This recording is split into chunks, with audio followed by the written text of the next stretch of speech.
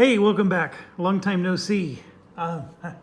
As many of you already knew from the comments or even just from previous videos, I was coming down with a pretty bad cold and it had me down and out for, oh gosh, easily a week.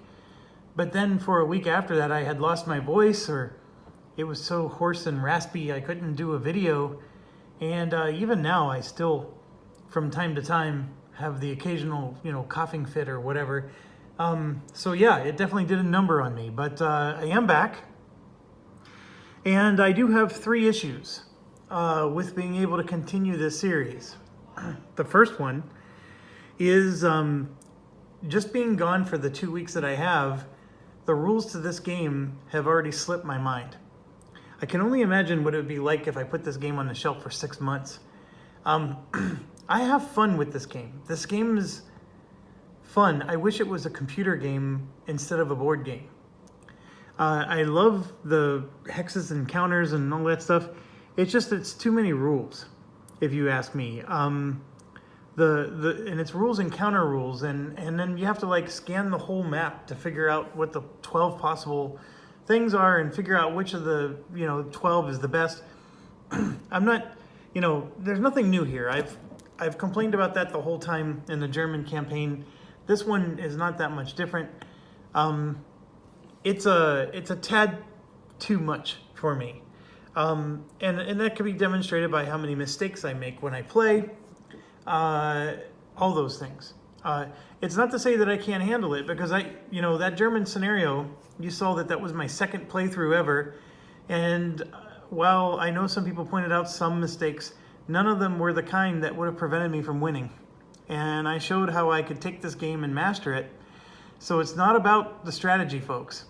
The strategy to these games, I can figure out and I can beat them. The part that's harder is these rules are cumbersome. And that's the part that's hard. And yes, the player aids are good. Sometimes not good enough. There's always an exception to the rules, and then there's an exception to the exception. It gets to be a bit much. So why am I rambling on this? The biggest reason is because I was ready about 5 days ago to start resuming this series, and I just didn't want to. This game, just the thought of sitting down and playing it again, it's like, needing to go to the dentist or something. I don't want to schedule the appointment. I just don't want to do it. It's just not something that I really look forward to doing. Yeah, I need to do it. And so there's something wrong when a game is so demotivating. And that's where I was at with this. For easily 5 days, I've been ready. My voice has been back, all that stuff. And I just didn't want to resume it. But here I am going to resume it. Here's my commitment to you. I'm not promising that I'm going to finish this campaign. I can't. Right now, I'm doing this as a chore more than as a pleasure. And it's largely because of the break. I was doing great as long as I was churning every day on this. But I took a break and I sort of just, smelled the roses a little bit elsewhere, and I got happier. And I didn't have an urge to come back. So with that said, I'm probably still going to enjoy this game. And once I can get back into it. But I belabored that one enough. Let me just stop there. Second issue. I got slapped with a pretty hefty fee from my internet service provider because apparently these videos are consuming a lot of bandwidth when I upload them. And I made a lot of videos last month, and February is the shortest month of the year. And I ended up exceeding my terabyte limit of data on YouTube videos. So that's an insane amount of data. And I don't get paid to do this. I don't get paid to do any of this. And in fact, it's sometimes a pain in the butt to do this because some folks are pretty awful in their comments. With that being said, some of you I feel like are friends and I've never even met you. and I just appreciate hearing from you every time I do a video. So, you know, there's good and bad. But so the bad to this is that my rate of doing videos needs to slow down. And at least until I start making some revenue from this, which I don't see happening anytime soon, that's the other issue, is I started to hit data limits. I did not expect that in a million years. It was a very weird thing to have show up in my email first, and then I get a letter. Anyways, that's a pretty easy one to solve. I just need to do less. Now, the next one is just bad timing. I'm leaving for a vacation, and I'm going to be gone for well over a week. So I have to pack for it. There's a lot of things I have to do before we go. So this tonight might be the only time this week I can record. And so then I'm going to be gone for a week plus almost 2 weeks, actually. So it's going to be just as long of a break as I already had. And then I'm going to get back, and I'm going to have to catch up with things at work. And you know how it goes. So this is, I guess what I'm trying to say is this is pretty doomed, this particular video series. And that's part of where I'm mentally at with it. Now, I do want to, because I've had a lot of feedback that nobody does the Allied solo game, and everybody's doing the German one, but nobody ever does the Allied one. And so I want to at least finish this first day, which might not be possible, but I'm going to try to, and see how far I can get. I think personally what I've already shown is good enough to get you going. The way the Allies move and the way they go and the way the Germans move and the way they go, I mean, I think you got yourself a really good feel for what you need to do. You print out this little guide here. It's pretty good.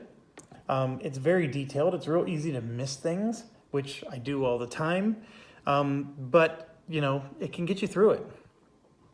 And you got the feel for it, and you got the feel for what the Germans do, and off we go. So it is the German impulse. I also went back and tried to figure out, okay, what did we do the last impulse? Because I'm not allowed to activate the same units twice. However, what I did the last time was this, and I deployed the reserves. And deploying reserves is not, I didn't activate the units. So I can play any unit I want, any core. So I don't have to worry about activation. So let's just go ahead and get going. And my apologies if I know some of you were looking forward to seeing me finish this. I mean, maybe I will. It's not like I'm going to put this game away before I leave. It's just that when I get back, I'm going to go through the same challenge again of having to remember these rules. It's, I don't know. I mean, for me, it's not enjoyable. The remembering the rules part. The game is enjoyable. In fact, if they made an iPad app that did this, I would be very happy. Extremely happy, in fact. And I know that the Butterfield did a iPad app, Battle of the Bulge. In fact, I was a Kickstarter backer of it before I even knew who Butterfield even was. That app is not very good. It's very simple. And Belgium basically, you know, the eastern side is basically 3 provinces, you know, or 3 sections where you have troops and I didn't enjoy it as much. It's not moving around and dealing with individual pieces like this. Anyways, let's go ahead and get going. So the Germans always draw 2 cards. Remember, this is December 16th. It's going to go until the Germans are out of cards, which, you know, there's a whole bunch of cards here. And we had a whole bunch of cards that were discarded before this day even started. I honestly, I'm without words. I mean, this is a lot of actions for them. So now, in this case, if one of them was primary, it would be the primary card, but it's not. And so we got to look at this situation, which, like I told you, I forgot. I don't remember what it's supposed to do. So if both or neither are primary, the card with the higher command value goes in the command card box. So the higher command value is this one. So the one goes in the support box and one goes in the command box. So I'm going to just show you real quick. See if I can get the camera to stay stable. The command card goes here, and the command gets shown. We conduct the command on the card, okay? So that's pretty easy. The support one, if it shows a command event, we got to implement it in discard, okay? It does. It shows commandos. See this here? So we're going to implement that command and then discard this. If we didn't, and there was an attack, then we would use this for the assault coordination tactic. If it's here after the completion of the command, it becomes move to command card box and repeat step 3. It becomes an actual command. Okay, we don't have to worry about that because you can see here that there's a commandos command. And so, so 1 second, I feel like there's a blurriness.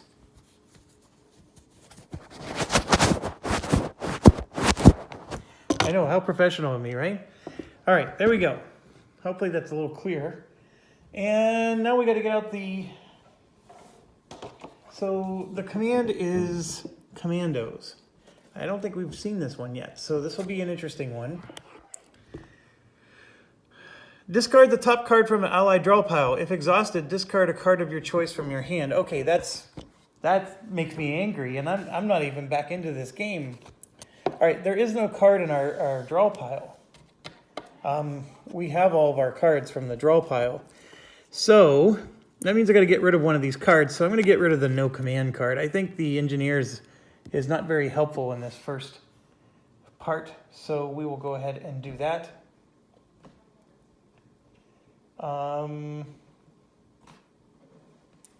That is our first supplemental. Nope.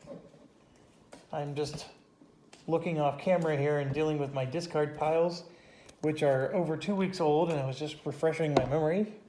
Okay, so we did that, and so now we did number 1 here, where we implemented the command event.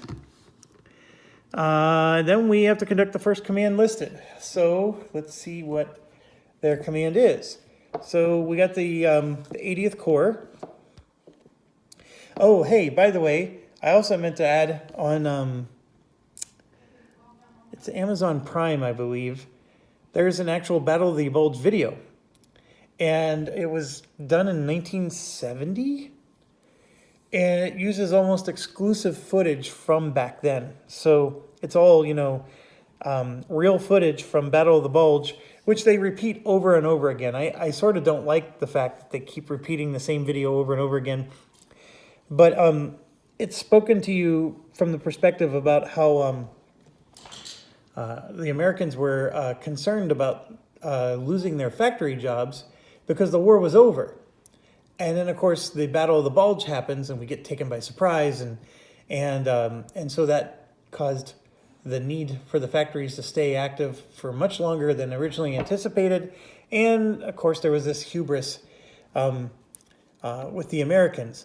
And it was pretty interesting because they talked about how Rundstad had a lot of success on the early days, and they even showed some German propaganda footage of the Germans smoking American cigarettes that they had taken, and there was a lot of,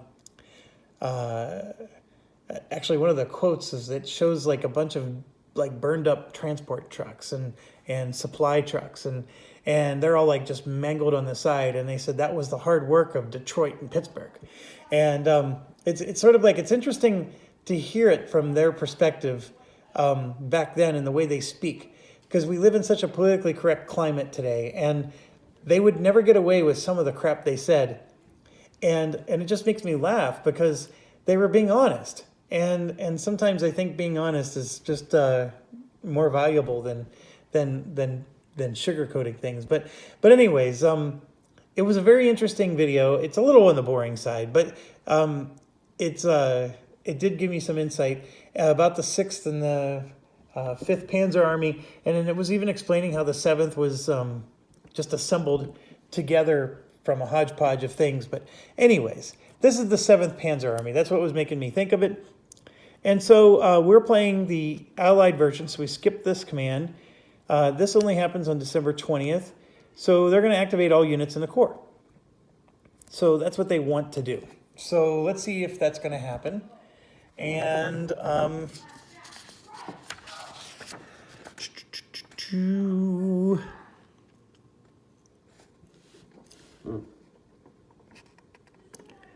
okay, so let's activate them.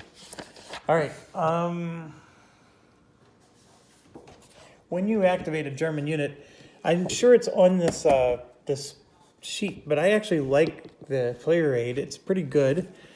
First thing they do is remove roadblock markers. No worries there. Okay. They relocate army objective marker if required. Not happening yet. I don't remember the rule specifically, but I know it's referencing 9.1 here. But I can tell you it's their objective marker gets placed based on this table, and then if they're within 2 spaces of it, I believe, we would do something. But that is only happening if specific units are activated. I actually think this is one of them, so I think we're going to get to place one. We haven't placed one yet, I don't believe. I'm looking for them. Bear with me. Oh, here they are. So you can see here we have, yeah, see they have their own objective marker, and so does that one and that one. And then the armies themselves each have an objective marker. So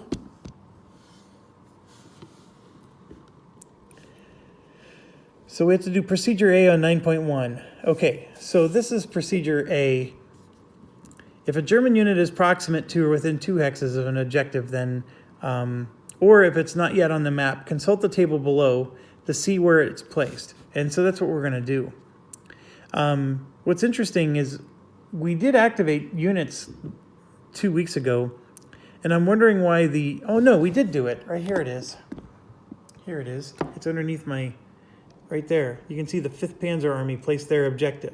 Okay, I was thinking, oh, I see. See, they have an objective north, and here's an objective south. So there's two of these. In fact, let me look here real quick. Bastogne North is what we rolled. So it would not be south. I was just curious because this is south. And anyways, we did the right one. This one, as you can tell, there's 2 of them for the 5th Panzer Army. So that's where I was getting confused. Okay, so we did place one last time, and so we're going to place one again this time. And this time we're doing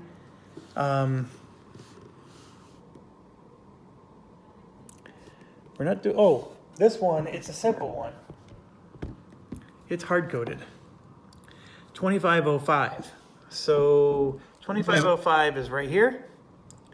And that's where the core objective goes. Now, what is going to happen, and I'm going off of memory here, and I know it's not always a good thing, but basically the 80th Corps is never going to leave this region. This is their objective. They're going to stay within so many hexes of this objective. Okay, we can look all that up. But the idea here is that the 80th is going to stay here, or I'm sorry, they're going to move into this objective and clean out all. This is where they want to go. That's their priority direction. And they want to clear all units within so many spaces of this. We can look that up. But so basically, every Allied unit has to be killed or removed from the map. And then and only then will this objective be complete. And then they'll then go towards the 7th Army objective, whatever that happens to be. But this is a very specific objective for them. And you can see here that these guys have a specific objective as well as these guys. So if you think of it this way, when we did the German campaign, these guys, I used them solely to just clog this up, right? We didn't use them to go cross the Meuse River. And that's not what their primary purpose was. And so that's the same with these other two. We didn't use them to cross the Meuse. We used them to just, they were ancillary. I think that's the really good word for it. I'll never think of that word again, but that did come to mind, and it's a perfect word. They were ancillary to the primary push. Okay, so that is done. And now we have to do a move on the active units. And this is the part where I had gotten this out for was this purpose. This is where we start and we go through methods 1 through 4, 5 through 9, 10 through 13, you know, et cetera, et cetera. There's restrictions, there's tiebreakers, there's lions, tigers, and bears, oh my. There's all kinds of stuff we have to do here. And I need to take a quick break. And I will be back when I'm done. And we will go ahead and get this going. Thanks a lot. Stay awesome.